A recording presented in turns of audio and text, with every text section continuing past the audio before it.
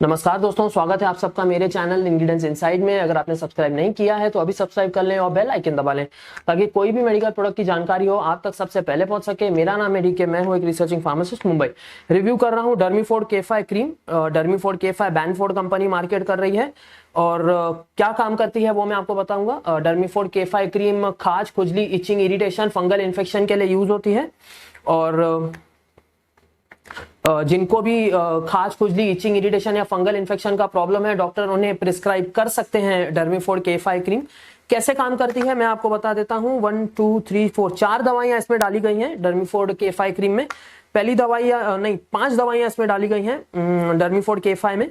अच्छे इंग्रेडिएंट्स डाले गए हैं और बेटर इंग्रेडिएंट्स डाले गए हैं ताकि दूसरे फंगल इन्फेक्शन के ट्रीटमेंट के मुकाबले काफी अच्छे इंग्रेडिएंट्स डाले गए हैं। मैं आपको बता रहा हूं। पहली दवाई जो इसमें डाली गई है वो है कीटोकोनाजोल। कीटोकोनाजोल बहुत ही अच्छा एंटी फंगल इंग्रेडिएंट है, एंटी फंगल एजेंट है। जहां पर भी आपको फंगस है वो कीटाणु उस फंगस को मार डालने का काम करता है कीटोकोनाजोल। तो बहुत ही अच्छा इंग्रेडिएंट है कीटोकोनाजोल। और टोलनाफ्टेट जो सेकेंड इंग्रेडिएंट डाला गया है वो है टोलनाफ्टेट। टोलनाफ्टेट एक बहुत ही अच्छा एंटी माइक्रोबियल है। जो भी कीट कीटाणु आपको खाज, खुजली, इचिंग, इरिटेशन दे रहे हैं उनको नष्ट करने का काम करता है टोलनाफ्टेट। अच्छा इंग्रेडिएंट डाला गया है टोलनाफ्टेट खुद में भी। आयोडोक्लोर हाइड्रोक्सीक्विनोलिन एक अच्छा एंटीबायोटिक है, एंटीबायोटिक एक्शन देता है खाज, खुजली, इचिंग, इरिटेशन के अगेंस्ट। आयोडोक्लोर हाइड्रोक्सीक्विनोलिन अच्छा इंग्रेडिएंट डाला गया है और खाज, खुजली का जो एहसास है वो खत्म करने का काम करता है हाइड्रोक्लोर हाइड्रोक्सीक्विनोलिन। सॉरी, अच्छा इंग्रेडिएंट डाला गया है हाइड्रोक्लोर हाइड्रोक्सीक्विनोलिन। और चौथी दवाई जो डाली गई है वो है जेंटामाइसिन सल्फेट। अच्छा इंग्रेडिएंट डाला गया है जेंटामाइसिन सल्फेट भी इसमें, क्योंकि ऑलमोस्ट जेंटामाइसिन सल्फेट एक स्किन को, चमड़ी को और स्किन को थोड़ा रिपेयर करने का काम करता है। जेंटामाइसिन सल्फेट चमड़ी को थोड़ा रिपेयर करता है, थोड़ा ठीक करने का काम करता है। इंसान खाज, खुजली, इचिंग, इरिटेशन या फंगल इन्फेक्शन में उस जगह पर इचिंग कर करके खुजा के क्या करता है, चमड़ी को उधेड़ देता है। तो चमड़ी को ठीक और चमड़ी को रिपेयर करने का काम अच्छे से करता है जेंटामाइसिन सल्फेट।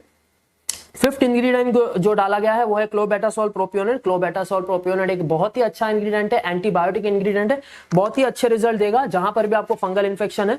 तो ऐसे दिखता है ऑलमोस्ट डर्मीफोर्ड K5 क्रीम। आप देख सकते हैं ऐसे दिखता है ऑलमोस्ट डर्मीफोर्ड K5 क्रीम। और पता नहीं कैमरा एंगल क्यों नहीं ले रहा है मेरा। हाँ ले लिया कि नहीं। हाँ ऐसे दिखता है ऑलमोस्ट डर्मीफोर्ड K5 क्रीम। 15 ग्राम का ये क्रीम है। दिन में 2 बार आपको लगाना है, सुबह और रात। रात को सुबह नहाने के बाद और रात को सोते समय एरिया को हल्के गीले टॉवल से पोंछ के आपको डर्मीफोर्ड K5 क्रीम लगाना है दिन में 2 बार।